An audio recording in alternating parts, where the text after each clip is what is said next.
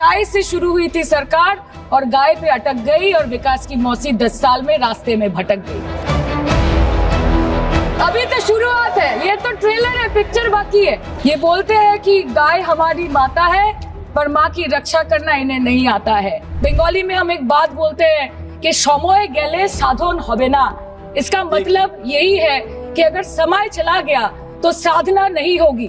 और 3 से 303 से 240 के आंकड़े बोलते हैं कि इस बार जो आप चले गए तो दोबारा लौटने की संभावना नहीं होगी। ये पहली बार की माननीय सदस्य सुना जी हाँ, बहुत अच्छी है सर, सुनिए इनका आगे देखिए। आप बीच में मत टोकना उनको और सलाह मत देना, आप पीछे सीट पे चल जाओ। धन्यवाद अध्यक्ष महोदय, आपने मुझे बोलने का मौका दिया। मैं जादवपुर लोकसभा क्षेत्र से पहली बार चुनकर इस सदन में आई हूँ और मैं धन्यवाद देना चाहती हूँ मेरी लीडर ममता बनर्जी और अभिषेक बनर्जी का और जादवपुर लोकसभा क्षेत्र के सारे वोटरों का जिन्होंने मुझे भारी बहुमत से जिताया और इस सदन में भेज के बीजेपी को एक पैगाम दिया कि पश्चिम बंगाल में माननीय सदन में इन नेताओं को धन्यवाद नहीं होता। आप और ये संदेश सर, ये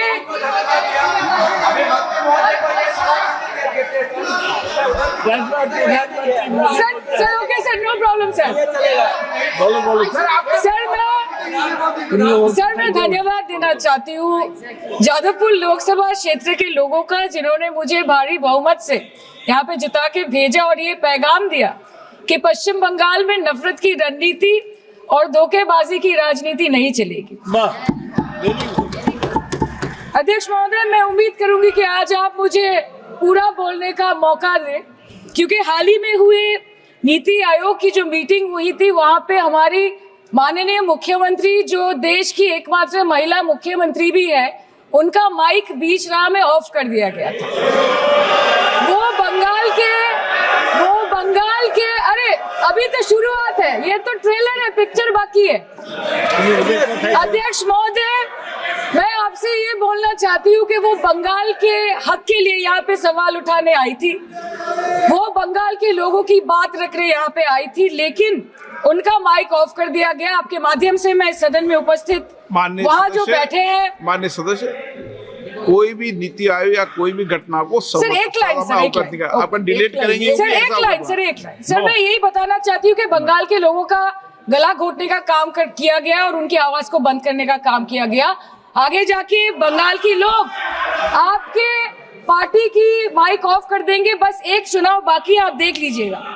sir, all India Trinamool Congress इस सदन और इस देश का 3rd लार्जेस्ट ऑपोजिशन पार्टी है और हम आपसे धन्यवाद हम आपको देते हैं कि आपने हमको रेलवे, स्वास्थ्य, शिक्षा और आज ये पशुपालन जैसे महत्वपूर्ण विषय पे चर्चा करने का मौका दिया।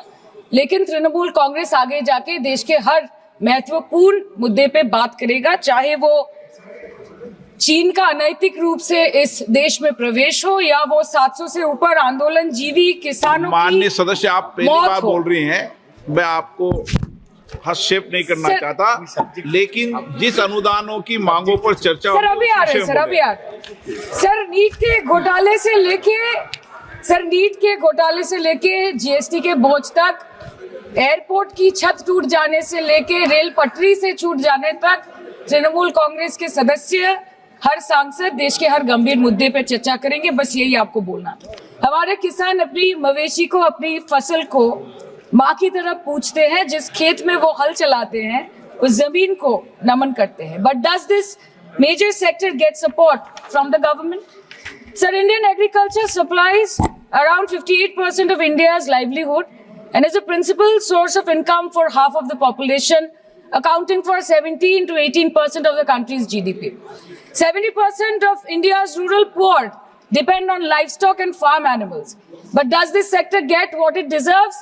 इसका जवाब अगर आप देश के किसान से पूछेंगे तो वो आपको यही बात बोलेंगे कि चाय से शुरू हुई थी सरकार और गाय पे अटक गई और विकास की मौसी 10 साल में रास्ते में भटक गई। सब किसान खुद क्या खाएंगे? अपने परिवार के लोगों का खिलाएंगे? अपनी गाय, भैंस, भेड़, बकरी को क्या खिलाएंगे? सर, ऐसे ही वारदात होते हैं जहां गरीबी से जूझता हुआ एक किसान उसको अपनी गाय भेड़ बकरी को बेचने में मजबूर करते हैं और अंत में जाके वो अपनी खुद की जान ले लेते हैं। सर, पिछले 10 सालों में 1,12,000 किसानों ने इस देश में आत्महत्या की। एनसीआरबी की एक रिपोर्ट के अनुसार 10 साल में हर दिन इस देश में एवरेज में 30 किसान हर दिन अपनी जान ले लेते हैं। सर, इस देश के लोगों का यही है किस्सा कि जिसको जिताया वो राजा की तरह जाएगा और जिन्होंने जिताया वो फकीर की तरह। सर, ये बहुत गौरक्षा की भी बातें करते हैं। देश के लोगों को ये पता होना चाहिए that there is a fodder crisis in India and the union minister has himself stated in a written reply in Rajya Sabha that yes, the country is deficit in fodder. So it means that cows are dying without food in government owned goshalas, especially the BJP ruled state. तो sir, पहले खाना ही नहीं मिला, fodder crisis, फिर मिल भी जाए तो इतना महंगा कि किसान खरीद ही नहीं पा रहा है, फॉडर इन्फ्लेशन, और सर खाना मिल भी जाए तो पशुओं की बीमारी। उससे मुकाबला करने के लिए इस सरकार ने क्या किया? ये बोलते हैं कि गाय हमारी माता है, पर माँ की रक्षा करना इन्हें नहीं आता है। अध्यक्ष महोदय, हम सब जानते हैं कि इस मिनिस्ट्री के अंतर्गत डेयरी भी आता है और भारत इस पूरी दुनिया में दूध के उत्पादन में नंबर 1 है, contributing to almost 24.46% of global milk production. But since the government has not been able to bridge the gap between demand and supply, it has successfully turned the country from being the largest producer of milk to an importer of milk. In the last 10 years, due to the stagnation in milk production, the gains of white revolution has been systematically whitewashed.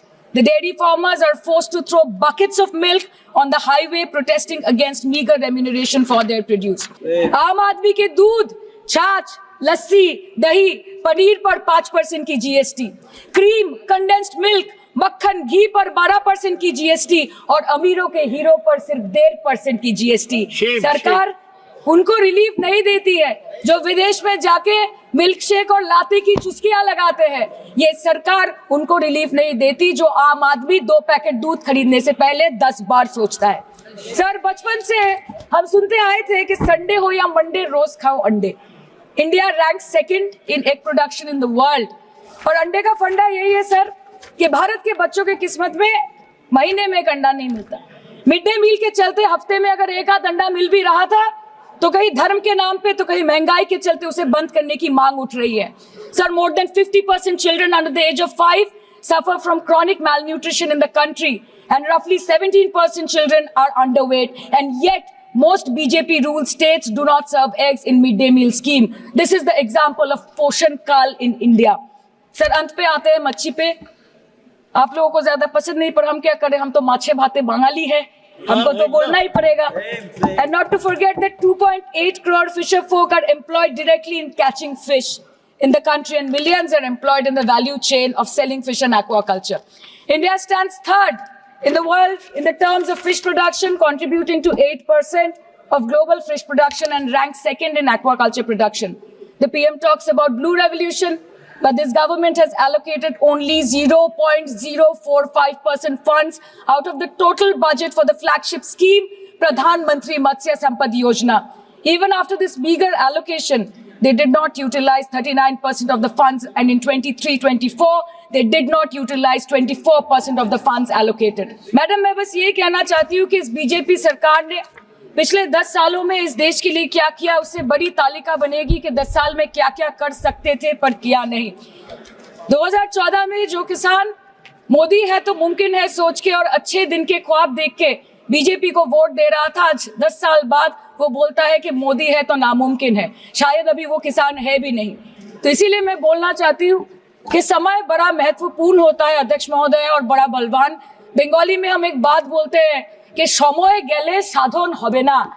इसका मतलब यही है कि अगर समय चला गया तो साधना नहीं होगी, अगर भक्त रूठ गए तो आराधना नहीं होगी। और 3 से 303 से 240 के आंकड़े बोलते हैं कि इस बार जो आप चले गए तो दोबारा लौटने की संभावना नहीं होगी। तो यही बोल के मैं अपनी बात खत्म करती हूँ। Thank you so much.